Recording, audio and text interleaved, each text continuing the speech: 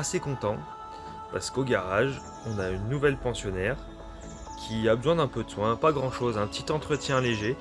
Ça a l'avantage d'être une voiture qui est un peu non conventionnelle, qui a une sacrée gueule, qu'on croise pas souvent, en tout cas moins souvent que d'autres voitures du même gabarit. Et qu'en fait c'est surtout la première voiture un peu sympa qu'on me demande d'entretenir. Donc je suis assez ravi de vous présenter cette Chevrolet Corvette C5 de 2001. Donc quand on voit ça dans le garage, ça quand même ça fait bizarre d'avoir ça dans son garage, je vous avoue, même si c'est pas la mienne, c'est quand même assez sympa. Donc qu'est-ce qu'on a sur cette voiture ?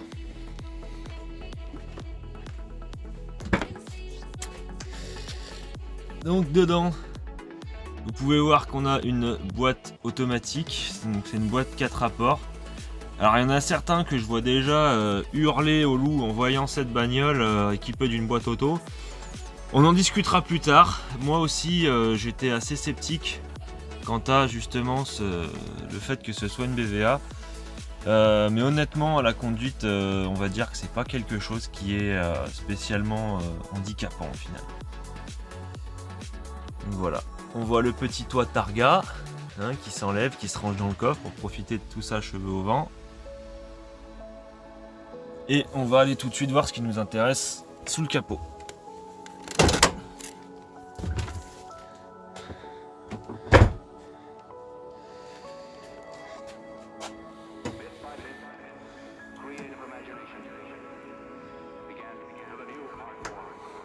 Alors voilà le cœur de la bête. Un bon V8 LS1 américain 5 litres 7 qui développe 350 chevaux d'origine. Alors c'est une voiture qui pourrait faire peur en entretien. Moi c'est vrai que j'ai roulé un petit peu avec là ces derniers temps. C'est souvent les questions qui étaient posées. Est-ce que c'est compliqué ? Est-ce que ça doit coûter un bras en entretien ?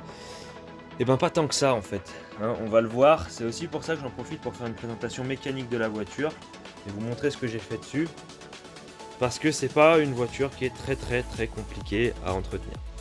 Donc déjà on peut voir que l'avantage c'est que tout est assez accessible. Le V8 est vachement reculé, c'est ce qu'on appelle une position centrale avant, parce que vous pouvez voir que les roues sont là et le V8 en fait est posé derrière le train avant. Donc il est reculé pour favoriser une meilleure répartition des masses et de mettre vraiment le centre de gravité du véhicule au plus bas du sol et au plus près de son point central en fait. Donc du coup voilà, on a un V8 qui est posé derrière le train avant. Tout est accessible. Vous voyez que bon, c'est pas très compliqué. Ça c'est du plastique, ça se déclipse tout simplement pour y avoir accès. On retrouve notre alternateur, on retrouve une courroie d'accessoires, on retrouve le tendeur qui est là-bas, le bocal de flotte. Voilà, rien de bien compliqué. La partie admission, la batterie, la boîte de fusible, la flotte, le radiateur avec le radiateur clim et deux gros ventilos parce que les V8 on le verra ça chauffe. Et voilà la partie admission. Donc rien de bien compliqué, on retrouve les mêmes choses un peu sur les autres moteurs. Et j'ai envie de vous dire, c'est un petit peu l'avantage des V8 américains, c'est que ils distillent pas mal de sensations et qui sont très simples à l'entretien et très solides surtout. Mais bon, on va pas trop s'attarder là-dessus, on va passer dessous et je vais vous montrer un petit peu ce que j'ai fait. Donc, on se retrouve du coup sous la Corvette, donc on peut constater un peu ce que je vous disais, c'est qu'ici vous voyez qu'on a le berceau avant, l'essieu avant.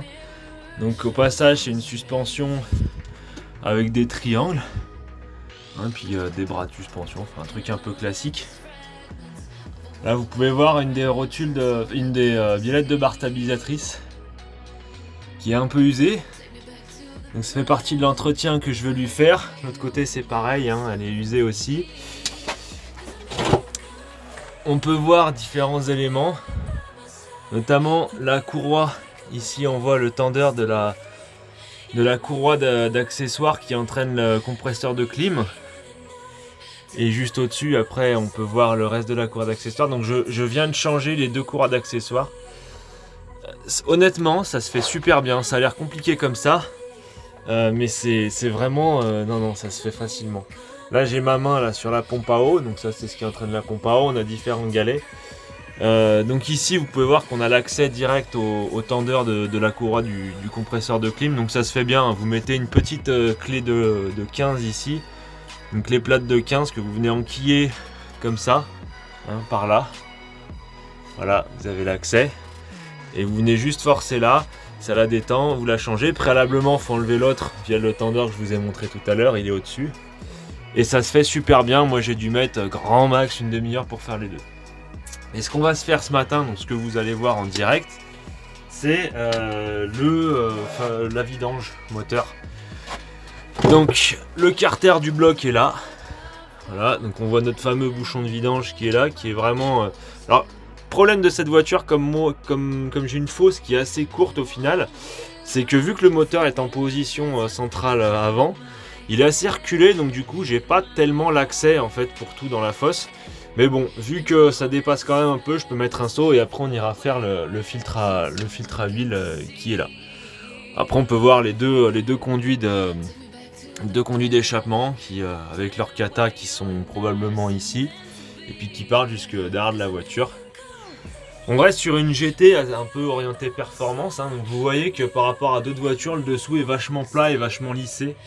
Je pense que c'est de façon à essayer de limiter au maximum les résistances à l'air quand la voiture avance à haute vitesse.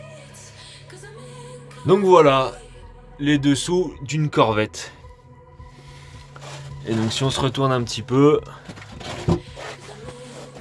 voilà, par rapport à devant, donc on peut voir le radiateur ainsi que ses deux ventilos. La petite lame qui est très pratique parce que un des inconvénients de cette bagnole c'est qu'elle est très basse. Donc on frotte assez rapidement sur les dodanes. Donc heureusement on a cette petite lame qui fait office de fusible là, qui racle, qui nous rappelle qu'il faut y aller mollo. Et puis voilà, et ben on va se mettre en place et puis on va se faire cette vidange. Donc rien de vraiment compliqué, hein. Notre bouchon qui est là. Je pense à l'œil que ça ressemble à du 15 ou même à du 13. 13 ça me semble un peu petit. On va quand même voir. Du 15. Ouais. C'est du 15. Alors là ça va que je passe, mais je sais pas si vous le voyez bien, mais on est gêné un peu par la taille de la douille. Avec le berceau avant, mais bon, ça ne devrait pas poser plus de problèmes que ça. Donc une vidange, tout ce qui est de plus basique, hein, c'est pas parce qu'on est sur une Corvette que ça change grand chose. On va venir ouvrir ce bouchon.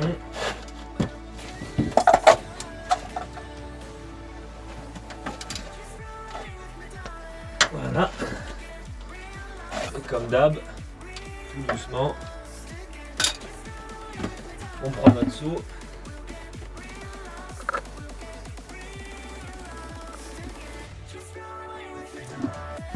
Voilà. Rien de compliqué. Le bouchon de la Corvette. Le bouchon somme toute normal, hein.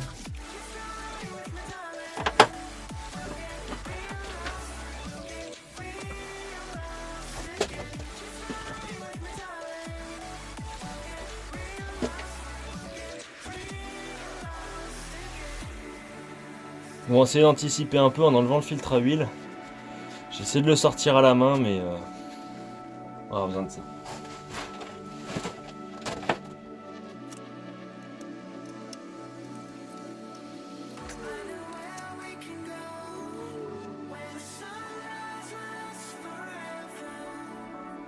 Bon bah j'en ai encore foutu de partout. J'étais presque satisfait.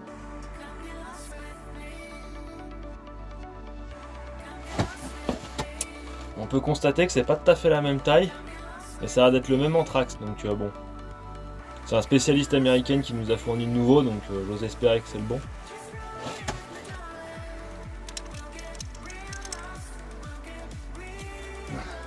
Donc bien noter une chose, le filtre à huile il se sert toujours à la main, d'accord, hein, on sert bien à la main mais jamais à la clé à filtre, sinon après pour l'enlever c'est la misère. beaucoup de cas. Hein. Après, c'est pas exclu que dans certains cas spécifiques sur des voitures particulières, ce soit différent, mais là, en tout cas, ça se serre à la main. D'autant plus qu'avec la dépression, en fait, de toute façon, le filtre, il est maintenu en place. Hein, donc, il n'y a pas de risque que ça se barre. Donc, il faut bien le serrer. Voilà. On aura droit à un bon coup de nettoyant frein.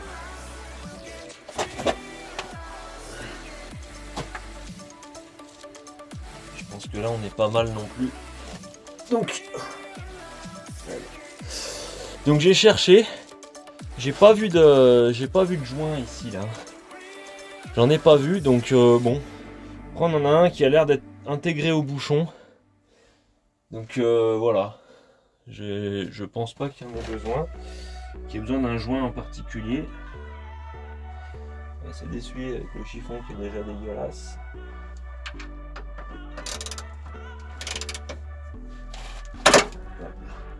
Bon, par contre, on va pas jouer. Pour le défaire, ça passait. Pour le serrer, j'ai pas envie d'essayer de foirer la vis en étant orienté de biais.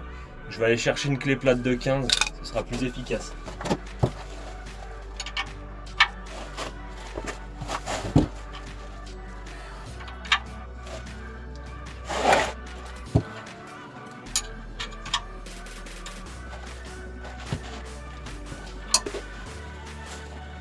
Ça sert à rien de serrer comme un malade non plus. Mais faut pas que ça se barre. Donc maintenant qu'on a tout vidé et surtout qu'on a tout refermé, on va pouvoir passer au remplissage d'huile.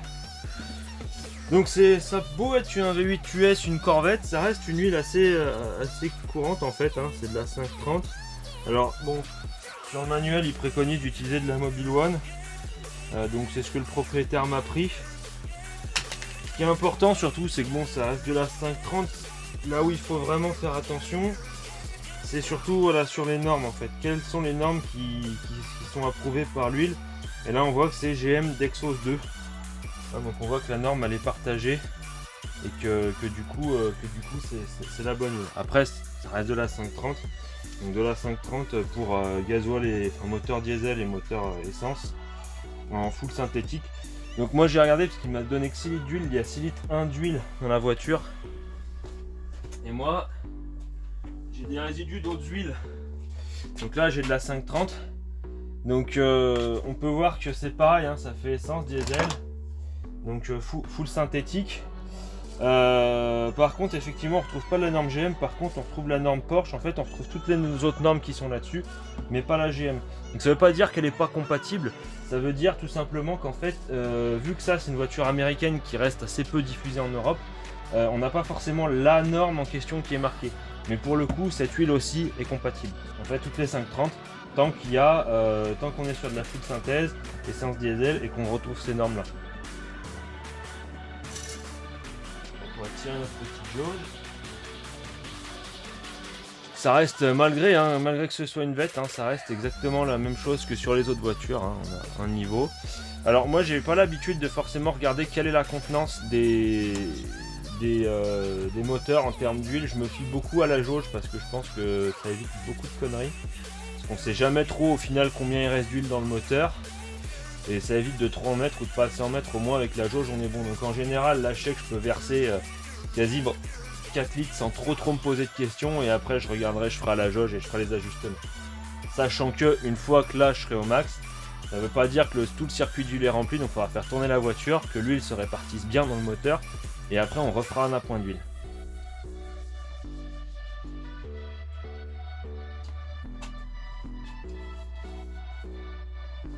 Pareil, c'est de l'huile qui sort d'une bouteille neuve, donc j'utilise un entonnoir sans avoir de filtre dedans, j'en ai pas besoin, ça risquerait juste de me ralentir.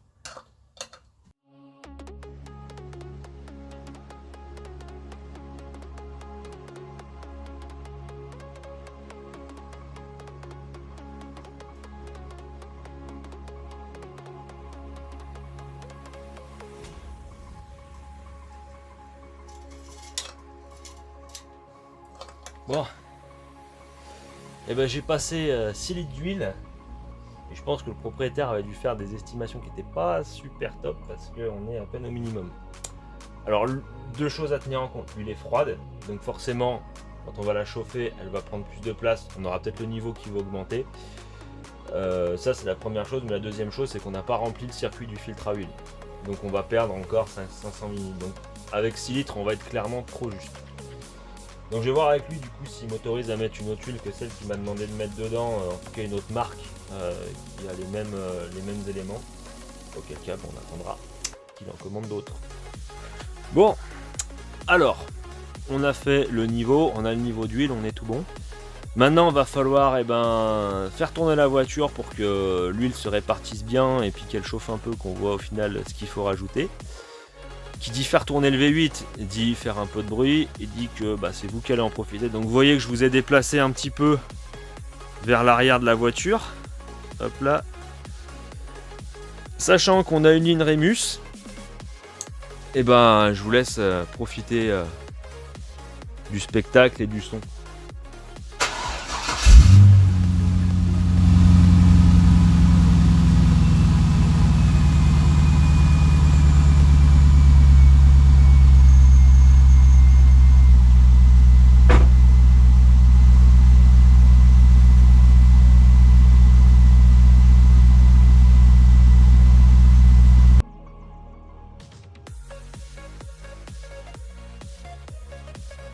Ouais voilà les gars, la petite entretien est terminé sur la Corvette.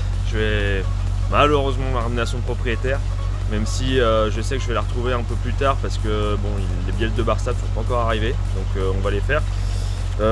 C'était surtout pour vous montrer en fait une petite présentation mécanique rapide de cette voiture qui peut faire peur à l'achat, etc., mais qui au final est relativement simple à entretenir. Et que voilà, si ça pouvait permettre à certains de sauter le pas en se disant ouais, effectivement ça peut être un bon compromis, un bon rapport prix-plaisir. J'ai pas encore fait la présentation de la voiture de manière dynamique, donc un vrai essai en fait, comme un petit let's go, comme avec la IS 250 d'Alex. Ça viendra. J'en profite juste pour vous donner les références des courroies. Celle-là c'est la petite, donc c'est inversé, c'est 4 PK 1070 chez Gates. Et ça, c'est la grande. Hop là. C'est celle-ci, donc la 6PK 2040. Voilà, comme ça, vous pourrez peut-être les retrouver plus facilement sur internet avec les références. Moi, il me reste plus qu'à vous dire qu'on va se retrouver sûrement sur la BM parce que je vais lui faire son pare-choc. Je vais lui changer ses rotules de direction et après on va faire un gros boulot sur la Jaguar au niveau des suspensions. Donc écoutez, on va se retrouver pour ça. Et puis je vous souhaite une très bonne journée et à la prochaine et faites de la méca. Salut!